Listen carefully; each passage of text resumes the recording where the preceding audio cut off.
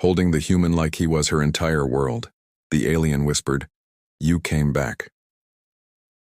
The promise of distant stars, Commander Lyra Novastorm killed the engines of her scout ship as she approached the gravity well of Perdition's moon. The desolate satellite hung against the gas giant Osiris like a bullet wound in flesh, dark, jagged, and seemingly lifeless. 3 weeks of unauthorized travel, 5 hyperspace jumps, and enough regulation violations to end her career twice over had led her here, to this forgotten corner of disputed space.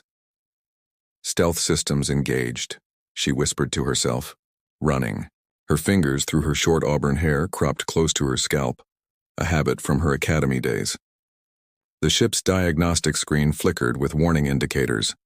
Oxygen recyclers operating at 62%, hull integrity compromised in 2 sectors, and fuel reserves critically low. None of that mattered. The signal was stronger here. 3 years ago, the Battle of the Osiris Belt had claimed thousands of lives, including, supposedly, that of Thalex Voidweaver, the Silithian tactical specialist assigned to her unit. His crystalline species, with their translucent exoskeletons and remarkable ability to process multidimensional calculations, had made them invaluable allies to humanity in the war against the hegemony. But Thalex had been more than just a tactical asset. He had been her friend. Perhaps even more, though neither of them had ever found the words for what existed in the spaces between their conversations. The scanner pulsed rhythmically, tracking the unique resonance signature Lyra had embedded in Thalex's tactical armor, years ago, a precaution she'd implemented for all members of her team. Everyone else's signatures had gone silent during the battle, everyone except his, which had flickered to life 3 weeks ago after years of silence. Atmospheric entry in 30 seconds, her onboard AI announced, its voice a poor simulation of human inflection. "Commander, I must again advise against this course of action. Perdition's moon remains a demilitarized zone under the terms of the Osiris Accords.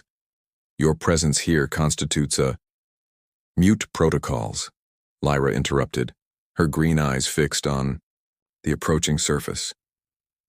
The ship shuddered as it pierced the thin atmosphere, heating the cabin despite the environmental controls. Below, a landscape of impact craters and twisted metal wreckage, remnants of the battle, stretched to the horizon. The scanner chirped more urgently as she guided the ship toward a massive debris field. What once had been the hegemony's forward command center now lay scattered across 5 square kilometers of lunar surface, the wreckage partially buried by dust storms and time. Lyra landed behind a collapsed communications array, the natural formation providing cover from orbital scans. She sealed her tactical suit, checked her sidearm, and hesitated only briefly before grabbing the phase rifle from the weapons locker. The intelligence suggested Perdition's moon had become a haven for scavengers and black market dealers trading in war salvage. She wouldn't be the only one hunting here. The airlock hissed as lunar dust swirled inside, coating her boots in fine gray powder. Perdition's low gravity made each step feel buoyant, almost dreamlike, as she followed the scanner's guidance through the wreckage. 300 meters east, she muttered to herself, the words fogging her helmet briefly. "Hold on, Thalex." The signal led her to what appeared to be a collapsed bunker, its reinforced doors pried open enough to allow entry. Lyra slipped inside, activating her suit's illumination. The shaft of light cut through darkness, revealing a corridor that bore the scorch marks of heavy weapons fire. Her scanner beeped more insistently, almost frantically, as she descended deeper into the structure. The air grew colder, her breath creating plumes of vapor inside her helmet. At the end of the corridor, a security door hung partially open. Beyond it, a soft blue bioluminescence pulsed rhythmically, a light source that wasn't human in origin. Lyra's heart hammered against her ribs as she raised her weapon and stepped through the doorway. The room beyond had once been a communications hub, now repurposed into a makeshift shelter. Salvaged equipment lined the walls, a heating unit hummed in the corner, and in the center, bent over a tactical display, stood a figure that made Lyra's breath catch in her throat. Standing nearly 7 feet tall, the crystalline exoskeleton caught the light and fractured it into prismatic patterns across the walls. The Silithian's normally translucent body now bore cloudy fracture lines and patches of opacity, where injuries had healed improperly. But it was unmistakably him. "Thalax," she whispered, her voice barely audible even to herself. The Silithian stiffened, turning slowly toward her. His facial plates shifted in the expression she had learned to recognize as surprise, the crystalline structures rearranging themselves to reveal luminous indigo eyes that widened at the sight of her. "Commander Novastorm," he said, his voice, a harmony of tones that the universal translator converted to a deep, resonant baritone. "You should not be here. This region is restricted, dangerous, off-limits." Lyra removed her helmet, her short auburn hair falling free. "When has that ever stopped either of us?" For a moment, neither moved. Then Thalax's exoskeleton emitted a soft chime, the Silithian equivalent of a laugh, though it sounded weaker than she remembered. 3 years, 4 months, and 16 days, he said. "You were reported killed in action after the hegemony counteroffensive at Proxima Centauri." "Funny," Lyra replied, slowly lowering her weapon. "They told me the same about you after Osiris." She took a step forward, noticing how Thalax's right side seemed to lag, the crystalline structures there duller than the rest of his body. "You're injured." "The damage is significant but not terminal," he admitted. "I was captured during the final assault. The hegemony kept me alive because of my knowledge of Silithian defensive algorithms. I escaped during the prisoner exchange 3 weeks ago, and activated your beacon. Not intentionally." His head tilted in the Silithian gesture of regret. "The power surge during my escape must have reactivated it. I didn't expect anyone would still be monitoring after all this time." Lyra moved closer, fighting the urge to reach out and touch the fractured surface of his exoskeleton. "I never stopped looking," she said simply. Thalax's bioluminescence flickered, a ripple of blue light washing over his form, a display of emotion Silithians rarely allowed others to witness. "Commander, Lyra, you shouldn't have come. There, are scavengers tracking me? The hegemony has placed a bounty on any Silithian with tactical expertise. They believe we know the location of the Phoenix Protocol. The superweapon? That's just propaganda. Intelligence confirmed it never existed." Thalax's crystalline structure emitted a low, discordant tone. "The official intelligence is wrong. The Phoenix Protocol exists, and I've seen it. That's why they kept me alive. That's why they're still hunting." Before Lyra could respond, her scanner chimed an alert. Multiple heat signatures approaching from the north. "Scavengers," Thalax confirmed, his bioluminescence dimming to near darkness. "They've been circling this region for days." Lyra checked her weapon's charge. "My ship is hidden 300 meters west. Can you move?" "With difficulty," he admitted. "Then, we make it work." Lyra moved to his side, noticing how he towered over her despite his injured stance. "Lean on me if you need to." Thalax's facial plates shifted in what might have been amusement. "I outweigh you by at least 70 kilograms, Commander." "Then try not to fall on me," she replied with a grin that didn't quite hide her concern. "And it's just Lyra now. I'm not here on alliance business." They moved through the corridor, Thalax's crystalline form catching what little light penetrated the ruins and refracting it in pale blue patterns. At the bunker entrance, Lyra raised her hand, signaling a halt as she peered outside. 3 figures in mismatched armor moved through the wreckage, their helmets bearing the distinct red markings of the Carrion Corps, mercenaries known for collecting living specimens with valuable information. 6 humans. "Thermal imaging equipment," Thalax whispered, his sensory capabilities far exceeding human perception. "They've detected your ship's residual heat signature." Lyra weighed their options. "We can't stay here. They'll sweep the bunkers next." "There's another way," Thalax said. "A maintenance tunnel used during the original construction. It exits near the eastern ridge. That's the opposite direction from my ship." "Yes, but also away from where they're concentrating their search." Lyra nodded. "Lead the way." The maintenance tunnel was narrow and low, forcing Thalax to hunch his already injured form, as they navigated through absolute darkness, guided only by his natural bioluminescence and Lyra's suit lights. The close quarters meant they moved pressed together, Lyra supporting Thalex's injured side as best she could. "The High Command declared you killed in action," Thalex said quietly as they moved. "Yet you continued searching. Why?" Lyra was grateful for the darkness that hid her expression. "You would have done the same for me." "That is not an answer, Commander." "I told you, it's just Lyra now," she replied, deflecting. They emerged from the tunnel into perdition's permanent twilight, the gas giant Osiris looming massive in the sky, casting everything in a pale orange glow. The eastern ridge rose before them, offering higher ground and better visibility. "We need to circle back to the ship," Lyra said, scanning the horizon. "Can you make it?" Thalex's bioluminescence pulsed weakly, his crystalline structure emitting a faint grinding sound that Lyra recognized as pain. "I will manage." But as they began moving across the exposed terrain, a flare shot skyward from the direction of Lyra's ship, burning bright against the darkness, the universal signal of a successful find. "They've located your vessel," Thalex observed unnecessarily.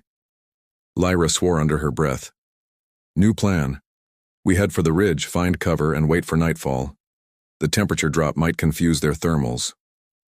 They had covered half the distance to the ridge when the first shots struck the ground near their feet, kicking up lunar dust in gray plumes.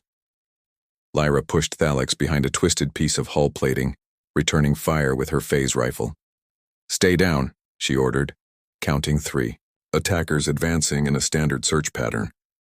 She dropped the first with a clean shot to the chest, but the others quickly took cover. "Lyra?" Thalex's voice carried an urgency she'd rarely heard.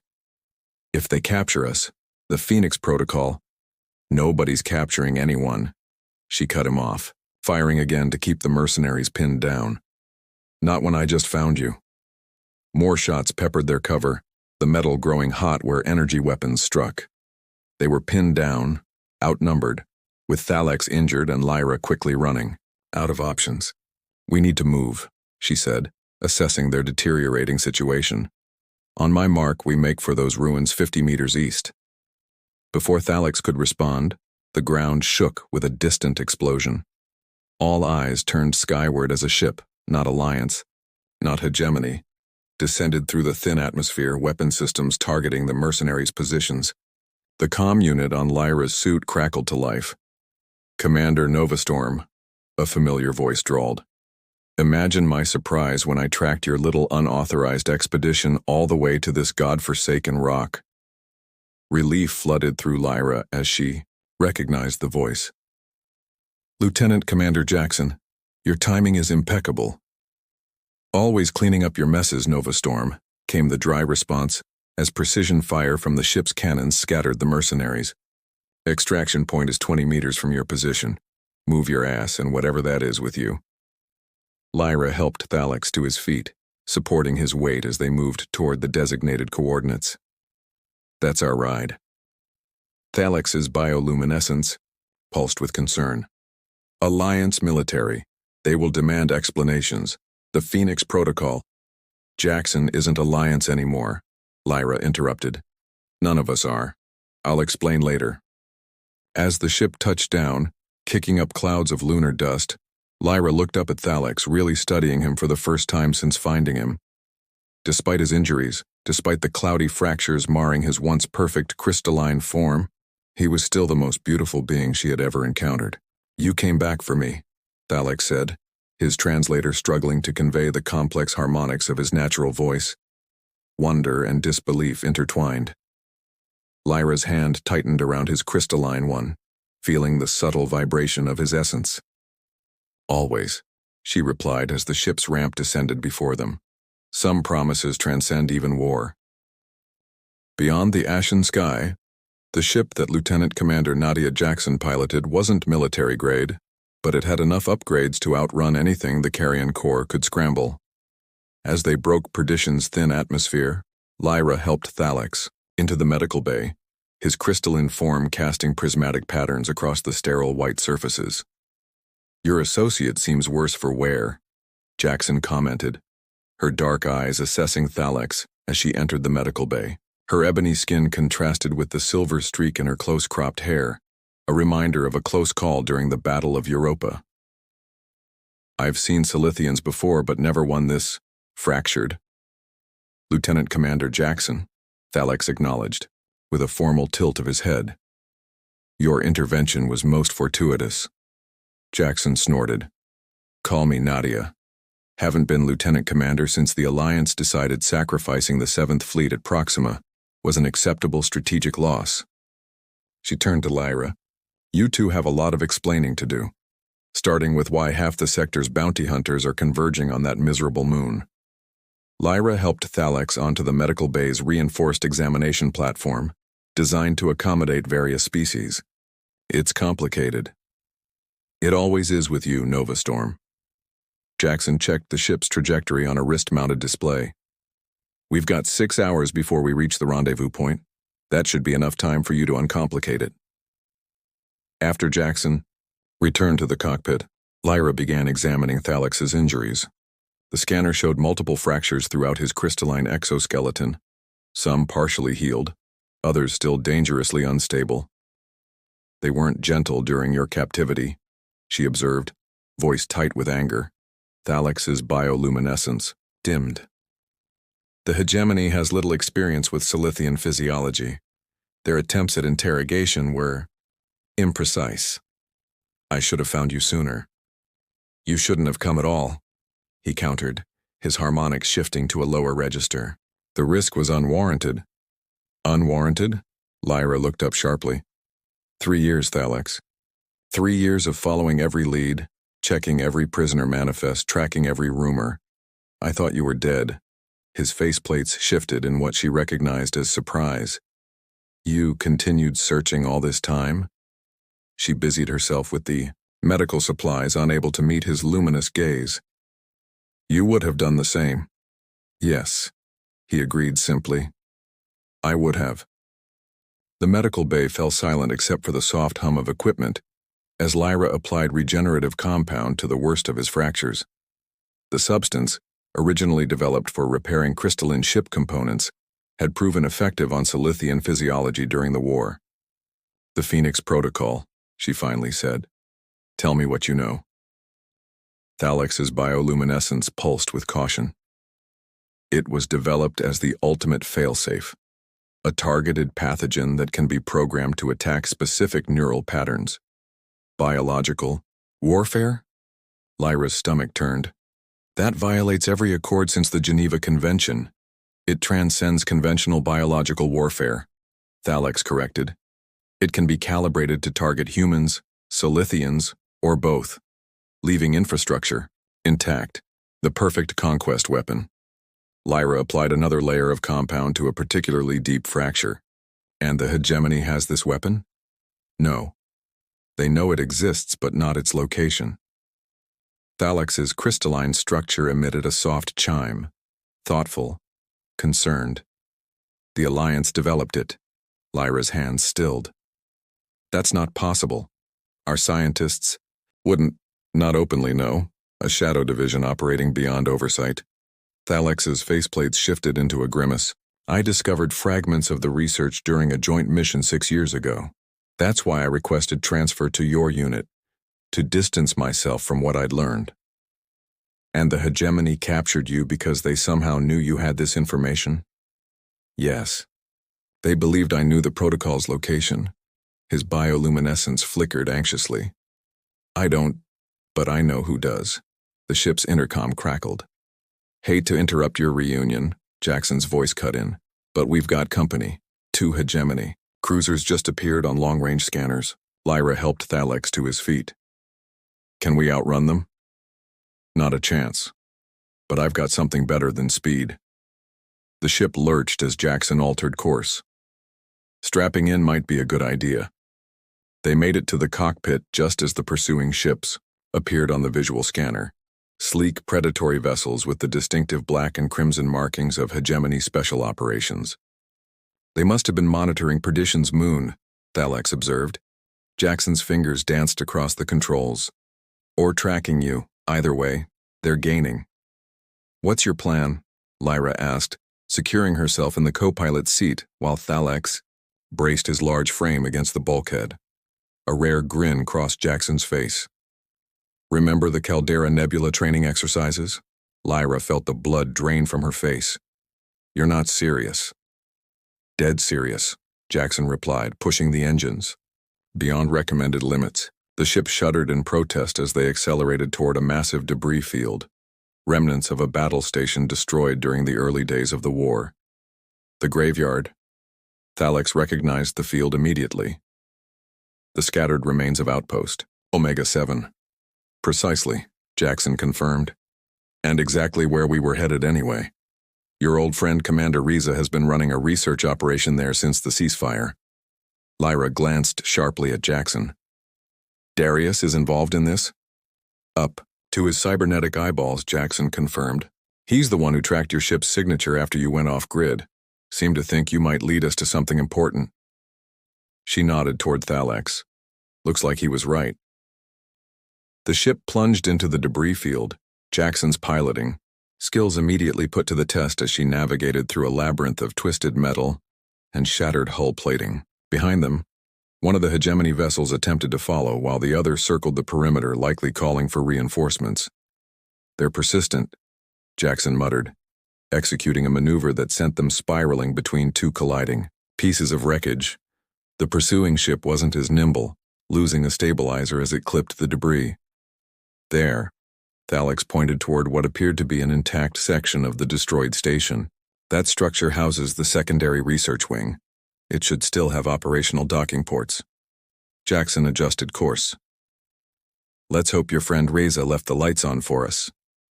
As they approached, running lights activated along what had once been an emergency airlock, guiding them in. The docking clamps engaged with a metallic thunk that reverberated through the ship's hull. "Atmospheric seal confirmed," Jackson announced, shutting down the main engines. "Welcome to what's left of Outpost Omega-7. The station's interior was dimly lit by emergency power, the air stale but breathable." They moved cautiously through corridors that bore the scars of the battle that had destroyed most of the outpost years before. "This way," Thalax directed, seemingly familiar with the layout. "The secondary research lab should be intact." "You've been here before," Lyra noted. "Not a question." "Once," he admitted. "Before we met. This is where I first discovered traces of the Phoenix Protocol." The lab, when they reached it, showed signs of recent occupation. Workstations hummed with active data feeds, and the environmental systems had been carefully maintained. "Someone's been busy," Jackson observed, weapon drawn as she scanned the room. "Indeed we have," came a voice from the doorway. Commander Darius Reza stood there, his left eye replaced by a cybernetic implant that glowed faintly in the dim light. The injury was new since Lyra had last seen him, a parting gift from the war. "No doubt, Lyra," he acknowledged with a nod. "It's been a while." "Darius." She kept her hand near her sidearm. "Care to explain why you're operating a secret research lab in a destroyed outpost?" His cybernetic eye whirred softly as it focused on Thalax. "I see you found your Silithian friend. Good. That saves us considerable time." "Us?" Jackson questioned. If on cue, a figure stepped from the shadows behind Reza. A Silithian, taller than Thalax, their crystalline form unmarred and gleaming with a greenish bioluminescence. "Chief Scientist Xeris." Thalax's harmonics shifted to a formal register, recognition and something like dread evident in his voice. "Tactical Specialist Voidweaver," the other Silithian replied, their translated voice distinctly feminine. "I calculated an 87.3% probability that you would eventually make your way here if you survived hegemony captivity." Lyra looked between the two Silithians. "You know each other?" "We were part of the same research collective before the Alliance Silithian partnership," Thalax explained. "Xeris was the leading xenobiologist among our people, and now apparently working with Darius on something unauthorized," Lyra noted, tension evident in her stance. Riza gestured toward a central holographic display. "Perhaps it's better if we show you." The display activated, revealing a complex, molecular structure that rotated slowly in the air between them. The Phoenix Protocol. Thalex recognized it immediately. Yes, Xeris confirmed, her crystalline form shifting closer to the display. The culmination of research that began as a medical breakthrough, a targeted delivery system for neural regeneration, therapy. But weaponized, Lyra added bitterly. Not by us, Reza insisted. The original project was hijacked by elements within Alliance High Command. When we discovered the weaponization, we did the only thing we could. You stole it, Jackson concluded. Together they retreated, Lyra supporting Thalex's increasingly unstable form as they moved. Behind them, the sound of pursuit grew closer. The lab doors sealed behind them as Jackson initiated emergency lockdown protocols. Xeris worked frantically, at the console, her crystalline fingers moving with blurring speed across the controls. Status? Reza demanded. Drone launching in 30 seconds, Xeris reported. But the hegemony vessels are moving to blockade our exit vector. Jackson checked the ship's systems remotely. If we launch now, we might slip past them before they can establish a firing solution. And the drone? Lyra asked. Has its own propulsion system, Xeris explained. Once deployed, it will proceed independently to its distribution points. A violent impact shook the lab, the hegemony forces attempting to breach the sealed doors. That decides it, Reza said grimly. We launch now. They moved quickly to the ship, Lyra supporting Thalex's weakened form. As they secured themselves, for emergency departure, the station rocked with another explosion. The lab doors finally breached. Drone away, Xeris announced as Jackson disengaged the docking clamps. The small vessel shot away from the station, maneuvering through the debris field as alarm klaxons blared warnings of pursuing.